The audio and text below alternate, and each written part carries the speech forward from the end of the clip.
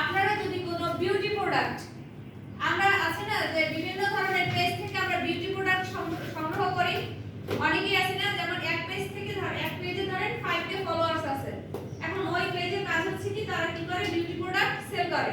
এখন ওই বিউটি প্রোডাক্টের যে কার্যকারিতা উপকার সবকিছু তো তাদের ডিটেইলস দেওয়া থাকে না।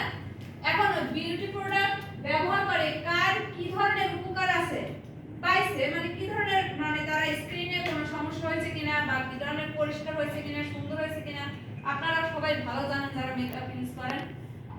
এখন দেখেন এখানে কাজ হচ্ছে কি যে ধরেন আপনার ওই পেজে, যে পেজ থেকে আপনারা বিউটি প্রোডাক্ট সংগ্রহ করেন, তাদের কাজ হচ্ছে কি তারা জানে একটা পোস্ট দিছে বা লাইভে একটা শো করতে আছে, যে লাইভ শো।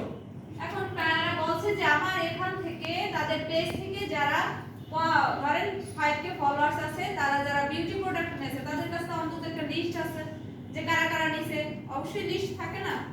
এখন তারা বলছে কি যে আমার পেজ থেকে যারা বিউটি প্রোডাক্ট নিছে, মানে একটা পোস্টের মাধ্যমে তাদেরকে আমি কি করব, তাদের মধ্যে সেরা 10 সবাই মিলে কি করবে, সেলফি দেবে।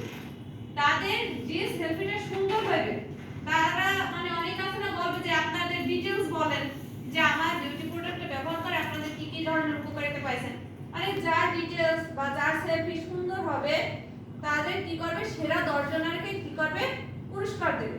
তা আপনার কাজ হচ্ছে কি, আমরা কি দেখাবো এখন ফেসবুক কন্টেস্ট, হ্যাঁ ফেসবুক কন্টেস্ট।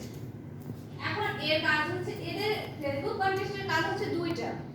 একটা হচ্ছে টাকা থেকে, যেটা আপনি ফেসবুকে টাকা দিয়ে অ্যাড দেন, তাই না? আর এটা হচ্ছে অর্গানিক, যেমন এটা হচ্ছে আপনি ফ্রি ভাবে কাজ করতে পারেন। মানে এখান থেকে যদি আপনার